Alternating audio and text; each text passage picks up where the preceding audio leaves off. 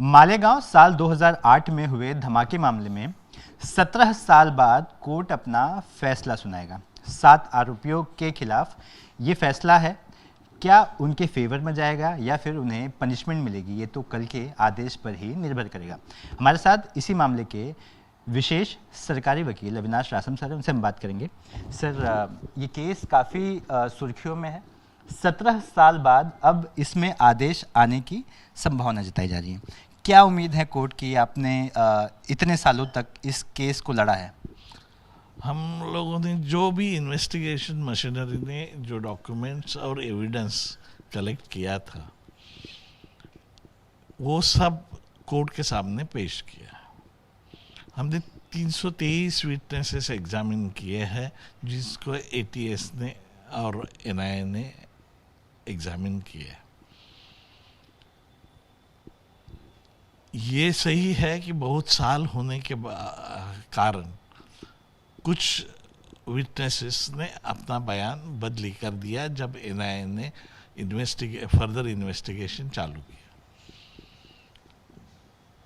फिलहाल जो भी एविडेंस था कोर्ट के सामने वो हमने पेश किया है और हमको उम्मीद है कि उसके आधार पे एक अच्छा रिजल्ट आ जाएगा, जिसके लिए जो व्यक्ति मर गए हैं उनको न्याय मिलेगा।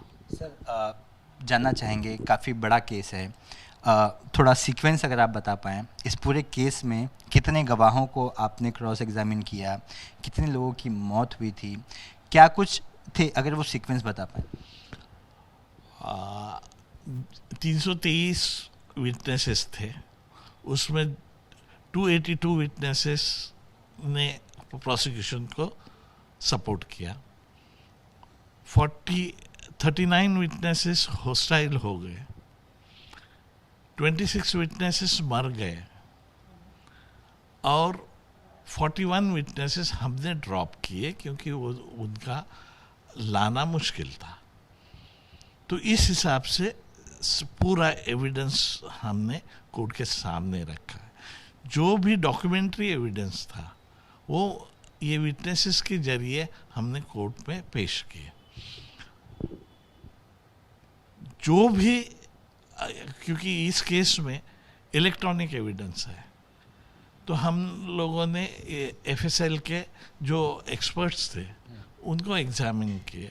उनके जरिए जो लैपटॉप में से जो भी चीज़ें निकली थी जो इंक्रिमिनेटिंग थी उसका वो डॉक्यूमेंट्स भी कोर्ट के सामने पेश किए गए। मोबाइल फ़ोन का जिक्र किया जाए तो मोबाइल फ़ोन ये लोग इस्तेमाल करते थे, तो उसके बारे में सीडीआर भी कोर्ट में दाखिल किए गए। एक ही चीज़ है कि ये सब करते समय वो जो टाइम गैप हुआ है उसकी वजह से बहुत सी परेशानियां आई, क्योंकि ये जो विटनेसेस जो नोडल ऑफिसर्स थे वो जब सर्विस कर रहे थे तो एक कंपनी में थे, जब उनका बयान लिख के लिए गए। आज के दौर में उन्होंने वो अपनी नौकरी छोड़ दी, कंपनी बदल गई, तो उसके लिए जो 65B का सर्टिफिकेट था वो सामने नहीं ला पाए वो लोग, क्योंकि हर एक आदमी ने बोला हमने उस कंपनी में है नहीं। ये चीज़ें हैं कि उसके लिए थोड़ा बहुत तकलीफ़ें ज़्यादा बढ़ गई। बाकी जो है, जो भी केसेस थे, देखो पहले एमसीओसी था तो उसमें उनके आरोपी के कन्फेशनल स्टेटमेंट उसमें लिखे गए थे। ये कन्फेशनल स्टेटमेंट जैसा एमसीओसी हटाया गया तो ये कन्फेशनल स्टेटमेंट का कुछ वैल्यू नहीं रहेगा। उसके लिए जो इंक्रीमेंटिंग एविडेंस था वो एमसीओसी के निकल गया, लेकिन उसमें यूएपी आ गया। तो यूएपी आ गया तो यूएपी के दरमियान हम लोगों ने अपनी कोशिश की, जो भी डॉक्यूमेंट्स है वो पेश किए और उसके आधार पे हमको एक उम्मीद है कि अच्छा रिजल्ट आ जाए। सर, ये जो कोई भी क्राइम होता है तो उस वक्त हम ये भी कंक्लूड करने की कोशिश करते हैं कि आखिर मकसद क्या था।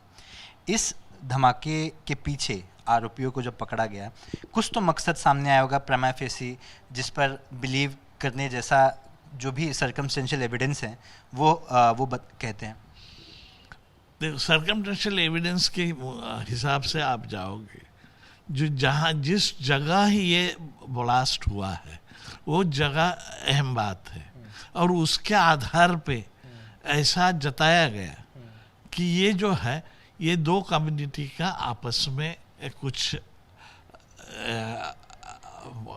भाव अच्छे नहीं थे करके किया गया, ऐसा एक नरेटिव फैला गया था। लेकिन except this place of incident और कोई ऐसी ये नहीं है। और जो मीटिंगें हुई थी और एटीएस ने जो जवानी में लिखी थी उसमें जाहिर होता था कि उनका कहने का मतलब क्या है। लेकिन ये सब चीज़ें अभी उस वक्त सामने थी जो कोर्ट के सामने आने में दिक्कत हो गई, क्योंकि जो साबित करने के लिए सबूत नहीं थे और उन लोगों ने अपना बयान बदली कर दिया। देखिए, कई आरोप लगते हैं, मैं राजनीतिक सवाल आपसे नहीं पूछूंगा, लेकिन जो अक्यूज़ हैं वो बार बार कांग्रेस की तरफ उंगली उठाते हैं कि उस वक्त की सरकार ने जानबूझकर उन्हें फ्रेम किया, भगवा आतंक बताने की कोशिश की, जो पहली बार सेफ्रॉन टेररिज्म नाम के शब्द भी आए। बतौर पीपी आपको क्या लगता है कि इस बात में सच्चाई है या ये महज कहने के लिए है? देखो, कोर्ट में सबूत चाहिए, ऐसा कोई सबूत है नहीं except their suggestion that it was a narrative of some party. इसके अलावा रिकॉर्ड पे ऐसा कुछ नहीं है कि जिसकी बदौलत हम बोल सकते हैं कि उन्होंने। देखो, मैं 2015 से मैं केस चला रहा हूँ, आज तक हमसे कोई किसी ने इसके बारे में ना तो जिक्र किया ना कुछ बोला है। हम अपना काम कर रहे हैं और जो इन्वेस्टिगेशन पुलिस ने की है, जो पेपर आए हैं, उसके आधार पे हम लोग आगे चल रहे हैं कोर्ट में। सर, इस पूरे मामले में मास्टरमाइंड कौन था और कैसे इस पूरी घटना को अंजाम दिया आपके केस के मुताबिक? देखो, अभी तो जो कौन मास्टरमाइंड था ये चीज़ कहाँ भी इसमें आई नहीं। एक जब एटीएस ये काम कर रही थी, इन्वेस्टिगेशन कर रहे थे, तो उनके मुताबिक ऐसा था कि एक अभिनव भारत नाम की संस्था स्थापन की जिसमें ये लोग शामिल थे और इन लोगों ने ये करने की कोशिश की, ऐसा एक नैरेटिव था। लेकिन वो हम लोगों ने कोशिश की लाने के लिए, एनआईए ने भी की, एटीएस ने भी की, क्योंकि स्टेटमेंट तो उन लोगों के लिखे हैं। लेकिन उन्होंने जब अपनी बयान ही बदली कर दिए और उसके बारे में कुछ मालूम नहीं ऐसा था, तो फिर बात आ गई सर्कमस्टेंशियल एविडेंस। जो पैसे थे जो अभिनव भारत के इसमें किए थे, तो उनका पैसा इस काम के लिए इस्तेमाल किया गया था, ऐसा एटीएस का कहना था। तो उस हिसाब से हम लोगों ने जो भी उनका कहना था वो कोर्ट के सामने रख दिया। सर, इस केस में बहुत उतार चढ़ाव दिखाई दिए। कभी एक स्टेटमेंट आता था, फिर बदल जाता था, कभी कोई विटनेस आपके सामने आता था, वो विटनेस हॉस्टाइल हो जाता था। इतनी उतार चढ़ाव के बाद निर्णय आने वाला है, कोर्ट अपना फैसला सुनाने वाला है। आप कितना श्योर हैं कि ये वाटर टाइट केस है या फिर इसमें कई लूपहोल्स आप मानते हैं? जिस हिसाब से दो एजेंसी ने ये किया है, आपको तो मालूम है कि एटीएस ने जो किया है, जब एनआईए फर्दर इन्वेस्टिगेशन कर रही थी तो उनको कुछ शक आ गया, जिसकी बदौलत उन्होंने स्टेटमेंट जो है तो वापस उन विटनेसेस के री रिकॉर्ड किए।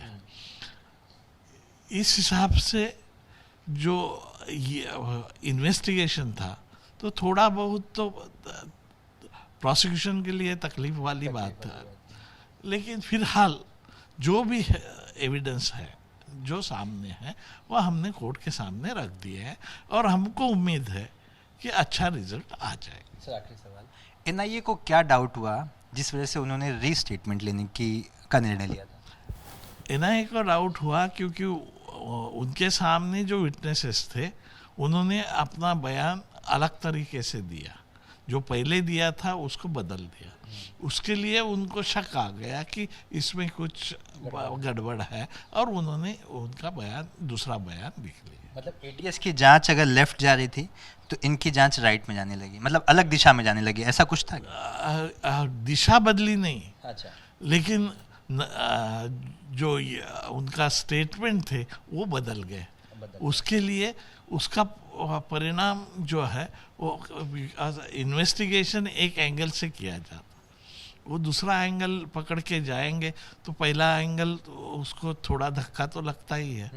तो उस हिसाब से हुआ है और उसके लिए अभी एजेंसी ने अपना अपना काम किया है, हमने अपना काम किया है कोर्ट के सामने रखने का। अभी कोर्ट के हाथ में है वो किस हिसाब से उसकी तरफ देखते हैं। यानी कि एटीएस को कुछ और लगा, एनआईए को कुछ और लगा और इसी दो एजेंसियों की जो जांच में थोड़ा सा जो बदलाव नज़र आया वो कहीं ना कहीं थोड़ा सा रिजल्ट पर असर दे सकती है। नहीं, उसका देखो क्रिमिनल ट्रायल्स में जब कोई दो चीज़ें आ जाती हैं तो उसका फ़ायदा आरोपी को मिलता है। उस हिसाब से अगर ये, क्योंकि सुप्रीम कोर्ट हमेशा वही बताते आई है कि जो कानूनन बेनिफिट ऑफ डाउट अगर मिलता है तो उसका फ़ायदा उनको मिलना चाहिए, वो तो प्रोसिक्यूशन को मिलेगा नहीं। लेकिन हमने हर तरफ कोशिश की है, जिनमें कोशिश की है कि जो चीज़ें हैं वो कोर्ट के सामने रख दें। धन्यवाद। तो आपने सुना, ये विशेष पब्लिक प्रोसिक्यूटर थे। साल 2008 में मालेगांव का जो धमाका था उसका रिजल्ट आने वाला है, जिस पर उन्होंने कहा कि जो भी सबूत एजेंसियों के माध्यम से उन तक मिले उन्होंने उसे बड़ी ही ताकत से कोर्ट के सामने रखा, कोर्ट को समझाया, कोर्ट को बताया कि जांच में क्या कुछ आया है और उसके आधार पर अब कोर्ट के पाले में ये गेंद है कि कोर्ट किस तरह का फैसला सुनाता है। कैमरा पर्सन अनिल पवार के साथ सूरज ओझा, एबीपी न्यूज़, मुंबई।